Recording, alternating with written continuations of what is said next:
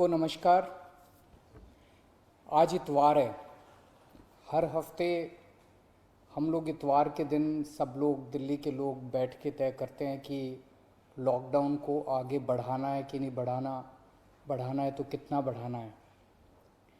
अभी जो मौजूदा लॉकडाउन है वो कल सुबह 5 बजे ख़त्म हो रहा है। आज फिर से हम सब दिल्ली के लोगों को तय करना है कि लॉकडाउन बढ़ना चाहिए या नहीं बढ़ना चाहिए, अनलॉक होना चाहिए नहीं होना चाहिए। हम सब लोगों को मिलकर ये तय करना है। अप्रैल के महीने में जब ये सेकंड वेव पूरे देश के अंदर आई थी, इतनी खतरनाक वेव थी। दिल्ली सबसे पहला राज्य था जिसने, हम सब लोगों ने ये देखा कि ये वेव बहुत ख़तरनाक है और सबसे पहले लॉकडाउन देश के अंदर दिल्ली में लगाया गया। उस वक्त ऐसा लग रहा था जब ये वेव आई थी और इतनी तेज़ी से केसेस बढ़ रहे थे कि पता नहीं ये वेव कितने दिन चलेगी, इस वेव से जीत पाएंगे नहीं जीत पाएंगे, कैसे होगा, क्या क्या होगा। लेकिन एक महीने के अंदर 20 अप्रैल को हम लोगों ने लॉकडाउन लगाया था।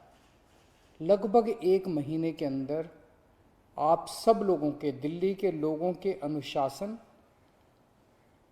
और दिल्ली के लोगों की मेहनत और संघर्ष की वजह से आज कोरोना की ये वेव, जो कि सबसे खतरनाक थी अभी तक, ये कमज़ोर होती नज़र आ रही है।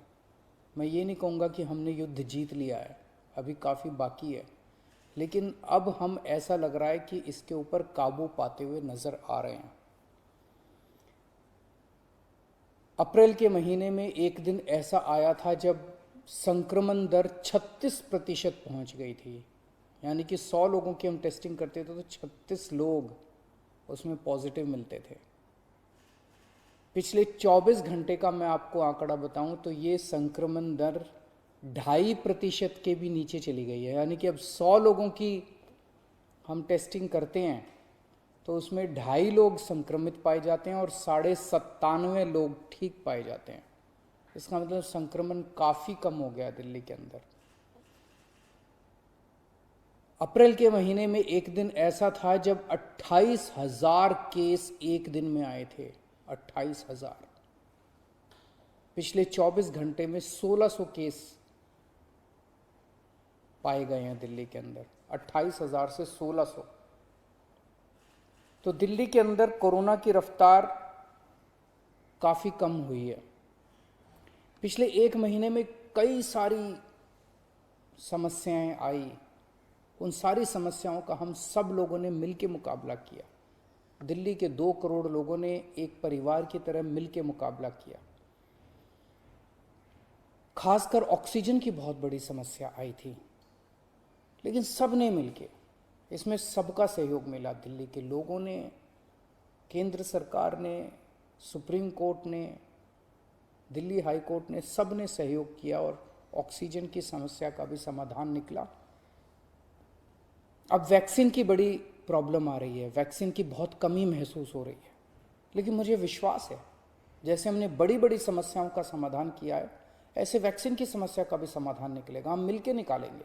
वैक्सीन की जो कमी हो रही है, मुझे पूरी विश्वास है इस कमी को भी हम सब लोग मिलके ठीक करेंगे। इस दौरान पिछले एक महीने हमारे डॉक्टर्स और नर्सेज कई कई दिनों तक नहीं सोए हैं, कई कई दिनों से घर नहीं गए हैं। उन्होंने जबरदस्त काम किया। इनमें से कुछ डॉक्टर्स और नर्सेज शहीद भी हो गए। उनकी शहादत को मैं पूरे दिल्ली के सभी लोगों की तरफ से सलाम करता हूँ। हम कर्जदार हैं उनके, उनका कर्ज हम नहीं चुकता कर सकते, लेकिन फिर भी दिल्ली सरकार उनके परिवार को मदद करने के लिए 1-1 करोड़ रुपए की राशि देती है। आप लोग देख रहे होंगे, मैं रोज़ किसी ना किसी के घर जाता हूँ, ऐसे किसी व्यक्ति, ऐसे किसी डॉक्टर, नर्स या ऐसे किसी के घर जो शहीद हो गए, उनके परिवार को मैं खुद जाके मिलता हूँ और उनको 1-1 करोड़ की राशि दे के आता हूँ। तो युद्ध अभी बाकी है, अभी पूरा नहीं हुआ है। और अभी भी 1000 से ज़्यादा केस आ रहे हैं।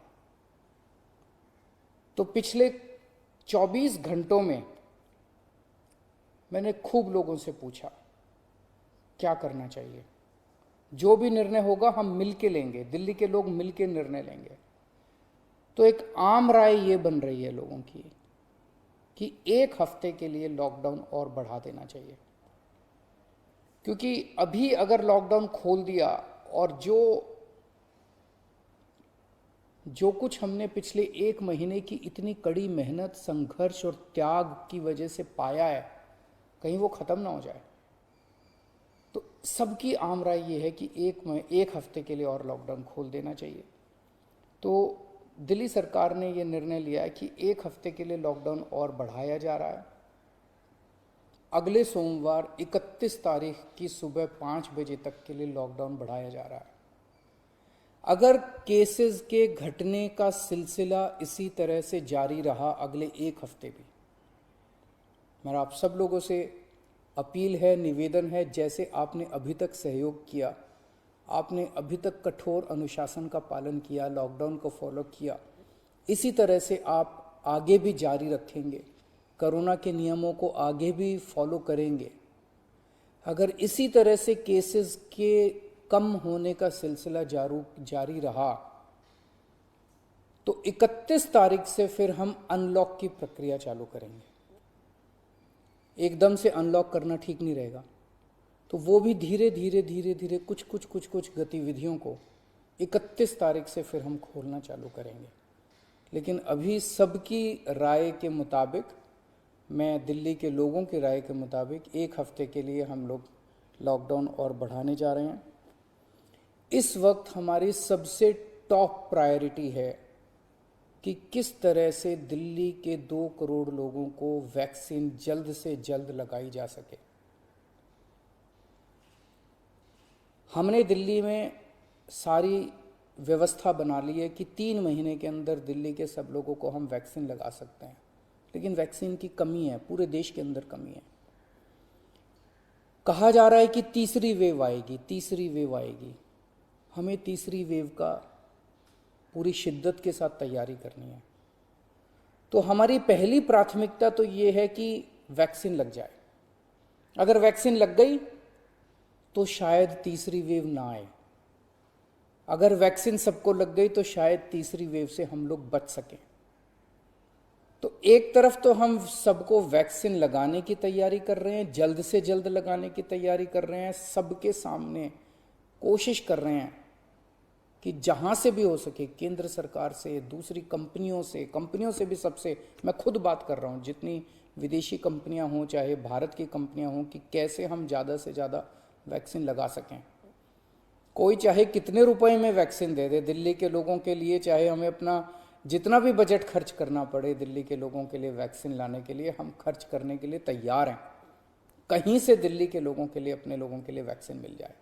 तो एक तरफ हमारी ये तैयारी चल रही है और दूसरी तरफ खुदा ना खास्ता तीसरी वेव आती है तो हम उसकी सारी तैयारियां कर रहे हैं। कितने बेड जरूरत पड़ेगी, कितने और आईसीयू बनाने की ज़रूरत है, कितनी और ऑक्सीजन की ज़रूरत है, ऑक्सीजन टैंकर खरीदने की ज़रूरत है, ऑक्सीजन के स्टोरेज टैंक बनाने की ज़रूरत है।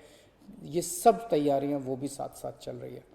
लेकिन भगवान ना करे कोई तीसरी वेव आए, भगवान करे कि सब लोग सुख, शांति और स्वस्थ रहें।